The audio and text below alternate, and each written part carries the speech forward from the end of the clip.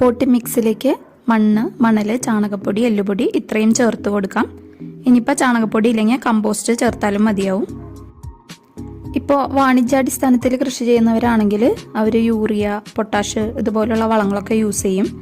നമുക്ക് സാധാരണ നമ്മുടെ ചെടികൾക്ക് കൊടുക്കുന്ന ചാണകപ്പൊടി, കമ്പോസ്റ്റ് ഇതുപോലുള്ള വളങ്ങളൊക്കെ കൊടുത്താൽ മതി. നമ്മളിങ്ങനെ പോട്ടി മിക്സിലേക്ക് മാറ്റി നട്ട തൈകളുണ്ടല്ലോ, അത് ഏകദേശം ഒരു മാസം പ്രായം ആവാറാവുമ്പോഴേക്കും നമ്മളൊരു കാര്യം ചെയ്തു കൊടുക്കണം. ഈ ചെടിയുടെ അഗ്രഭാഗം ഉണ്ടല്ലോ, ആ കൂമ്പ് ഭാഗം, അത് നമ്മൾ പതുക്കെ നുള്ളിക്കളയുക, അല്ലെങ്കിൽ വെട്ടിക്കളഞ്ഞാലും മതി. ഇങ്ങനെ ചെയ്തു കൊടുക്കുമ്പോൾ സൈഡിൽ നിന്നൊക്കെ ധാരാളം ബ്രാഞ്ചസ് പൊട്ടിമുളയ്ക്കും. ഇതിലൊക്കെ നിറഞ്ഞ് പൂക്കൾ വിരിയുന്ന സമയത്ത് കാണാനായിട്ട് നല്ല ഭംഗിയായിരിക്കും. അതുപോലെ ചെടി ഒരുപാട് പൊക്കം വെച്ച് പോവാതിരിക്കാനായിട്ടും ഇത് സഹായിക്കും.